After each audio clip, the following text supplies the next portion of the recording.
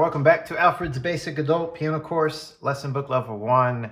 This is Lesson 31, page 36 in our book, the G major and D7 chords for the right hand. A couple lessons ago, we learned about the G major and D7 chords for the left hand. So today we're going to learn about those two chords in the right hand. So starting at the top of the page in the treble clef, here's our G position. Remember, our thumb is on G, and that's the first note of our chord. B with the third finger is the middle note, and D with the fifth finger is the top note. So G, B, and D in the right hand, 1, 3, and 5. And that is our G major chord. The D7 chord has an F sharp. Now, if you've been following along, the last couple of lessons, I've been stressing something about the position of the G chord, and look where I just put my fingers. I should actually be closer to the black keys, so that when I go to the D7 chord, my thumb, which is on G, can just slightly move over to the F sharp. And then my fourth finger should already be above C, and my pinky's already on D. Now, when you play the D7 chord in the right hand, you may find it to be a little more challenging than it was in the left hand, because the C and the D are played with our two weakest fingers. And trying to get those to sound even and clear is going to be a little challenging. So you're going to want to focus on that C and D a little bit. I think the key to making it work is make sure the fingers aren't flat. Make sure they're curved so that you're using the tips of those fingers to get a little more control and power. Okay, so you're going to want to work on that a little while if that is sounding a little weak. So again, make sure when you play the G chord, you're not down here. Rather, you're closer to the black keys up here. So when you go to the D7 chord, the thumb only has to move slightly over to hit the F sharp. In the middle of the page, it says play several times. So basically, you're just going back and forth between the G chord and the D7 chord. They're just whole notes, so 4 beats each. But really, the only point of this exercise is just to go back and forth and get used to that. Okay, so I don't think you're going to have any problem with the G chord, but like I said, that D7 and that fourth and fifth finger up there on C and D is probably going to feel a little weak at first. So you're going to want to spend some time working that D7 chord before you move on. When you do feel comfortable going back and forth between the two chords, down at the bottom of the page we have block chords and broken chords. So it says here, when all 3 notes of a chord are played together, it is called a block chord. So that's what we just did, the G chord, all 3 notes played together.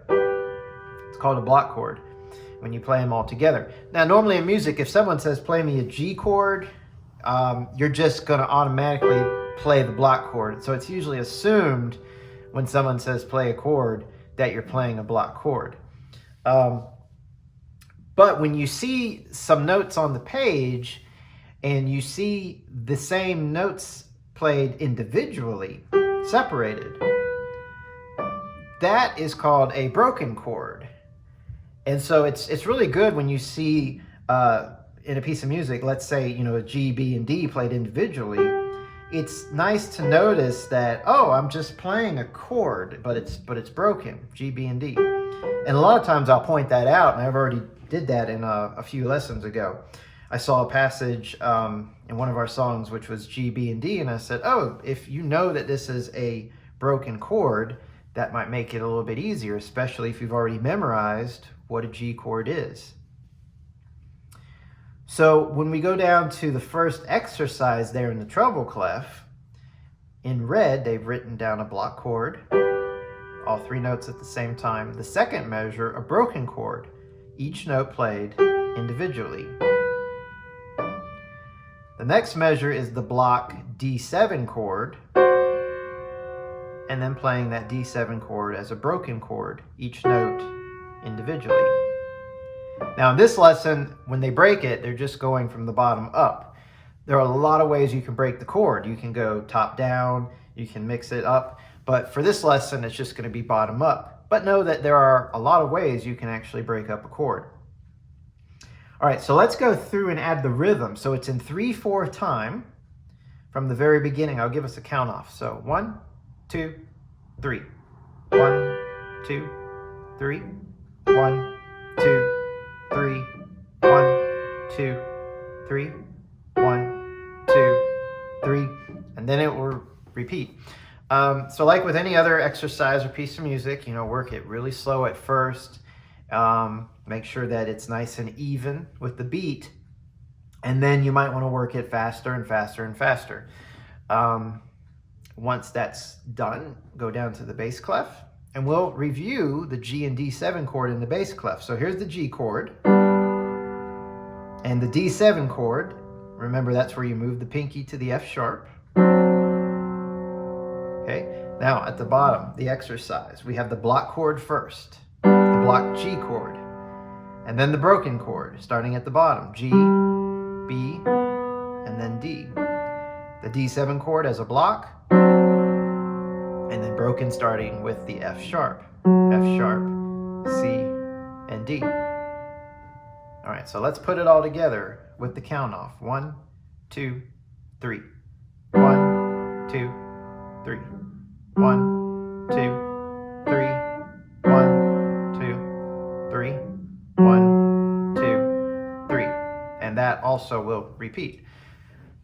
So that's pretty much it for this lesson, just introducing the G and D7 chords for the right hand, and then introducing one method of doing broken chords, and also reviewing the chords there at the bottom in the left hand, both block and broken. So spend some time going back and forth between G in the right hand. Just spend some time with the broken chords, the block chords first, and then go down to the exercise where you combine the block and the broken. And again, as you do that exercise, make sure that you focus on the evenness of the beat. And like I said, try to get it a little bit faster and smooth. And once you feel comfortable, then you should be in good shape to move on to the next lesson. See you there.